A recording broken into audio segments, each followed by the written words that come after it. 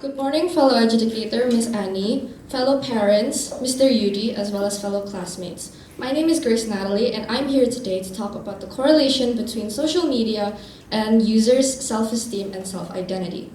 Before I start, I wanted to talk about the social comparison theory made up by the social psychologist Leon Festinger. The social comparison theory is the theory that individuals determine their own personal and social worth based on how they are compared to others. Users on social media engage in social comparison very often when they compare themselves to people they see online who they think are better than them or are more attractive than them or are happier than them, for example. And these behaviors can lead to low self-esteem and feelings of inadequacy.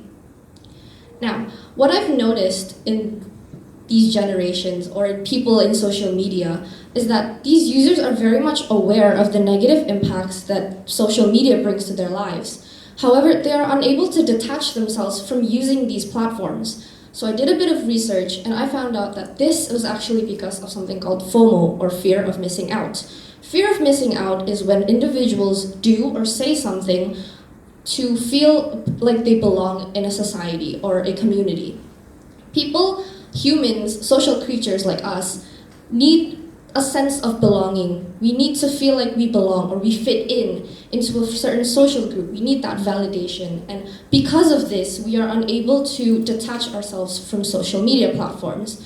And this is where my thoughts started to process. If we can't detach the social media away from the users, why can't we try to change the content that they see on social media? So I found a bunch of programs that Indonesia has actually conducted, such as the anti-hoax program or the Gerakan anti-cyberbullying. However, what I've realized is that in Indonesia, none of these programs have specifically targeted the problem that is that social media can negatively impact these users' self-identities. Therefore, I conducted this research to find out what the best solution would be to promote healthy, positive space influence on social media to positively affect the users' self-images. Now, from this research I conducted, my hypothesis is that I believe social media can have a large capability to impact these users in both a positive and negative way. And I believe that screen time can also have a large role in doing this as well.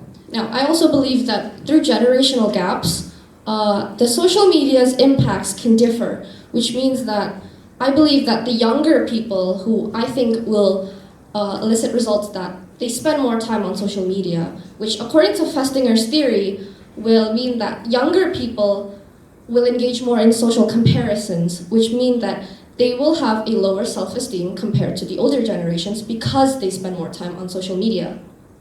Now, by creating these finding the distinction between these two generations, I believe that I can find a solution that will better suit these two generational gaps in a more effective way, because what might suit the younger generation might not suit the older generation. Now, from this research I conducted, I made a survey that is based in Surabaya that targets users from ages 15 until 26, and from the 62 respondents that I managed to achieve, I divided these results into two different age categories. The youth generation, which consists of people from ages 15 until 20, and the older generation, or the adult generation, that consists of ages 21 until 26.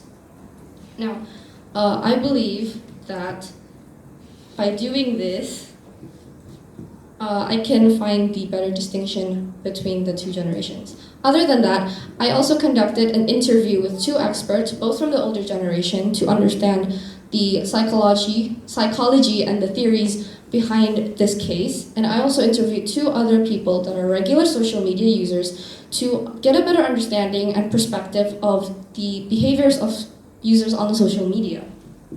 Now, by categorizing the ages and finding the distinction between the generational gaps, I can better understand what solutions will fit the two different age demographics. from the survey conducted, I asked the question, what is their average screen time? And from the results here, we can see that these two datas are actually very different. The youth, like I expected, has a larger screen time than the older generations. And this can be tied back to the next following questions, which ask how confident they are, how often they feel bad about themselves, and how often they compare themselves to others. And like I expected, the younger generations are more likely to have a lower self-esteem. Now, this is because from the data we can see before, the younger generation is more likely to spend more time on social media. Therefore, they can engage more on social comparisons. They compare themselves more. Therefore, the results make sense on why the younger people have a lower self-esteem. For example, the data concludes that 58% of youths are confident in themselves. And while that seems like a good number, that actually seems pretty low compared to the older generations, which the data is 89% of adults are confident in themselves. Other data also include that 55% of the younger generations sometimes compare themselves. And that doesn't sound bad, obviously, but 58% of the older generations are more inclined to rarely ever comparing themselves. Now, these can be tied into three theories, like previously mentioned, Festinger's theory. The second theory is Mark Prensky's theory of digital immigrants and digital natives. Digital natives are the younger people who grew up alongside the rise of social media. They derive more influence from social media compared to the older generation or the digital immigrants. Now, this can also be tied to Jean Twinge's theory that suggests that older people are less likely to be impacted by social media because they have already developed a concrete self-image, therefore they're not easily influenced by things that they see on social media. Now, he believes that social media as a place of self-expression and validation, he believes that this can play a massive role in shaping the self-identities of the younger generation. In fact, experts actually say that screen time matters a lot. The more an individual spends time on social media, the more content they see, and the more the content they see, the more it gets transferred into their brains. Now, the feedback that they receive on social media can also have a large role in shaping their self-identities. This is because when you receive good feedback, this can produce a positive stimulus. However, if you receive bad feedback, it can produce a negative stimulus.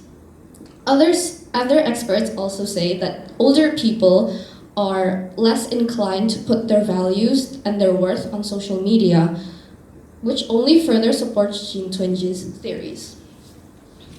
Now, aside from those questions I asked earlier, I also asked both the interviewees and the survey respondents what they think would be the best solution to solve this case at hand.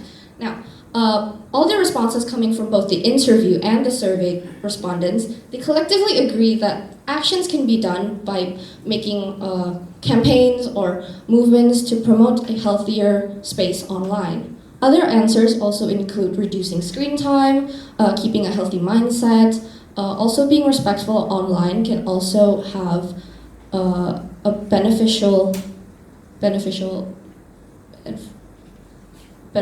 it can be beneficial to support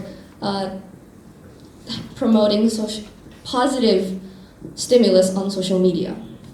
Now, looking at those recommendations from the survey and the interviews, also looking at the theories at hand that I previously mentioned, I figured that the best way to create a positive platform on social media, a positive influence on social media, I recommend that users can create campaigns and movements alongside big, impactful influencers to create positive content and making that into a trend so that the influencers' followers can hop into.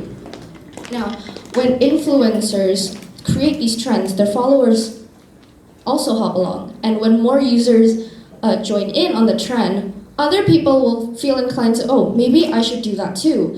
Oh, maybe since they're doing it, maybe I should too. And this can create a whole spread of positivity.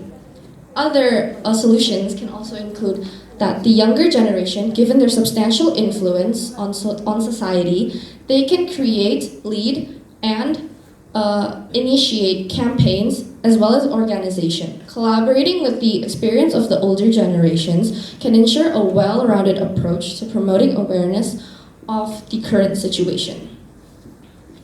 Now, from the presentation or from the speech that I've just done, I hope that we can all understand the importance of spreading positive influence on social media, and I hope that we can all contribute to promoting that positive stimulus so that we can all interact with each other in a positive manner. Thank you for listening. God bless you.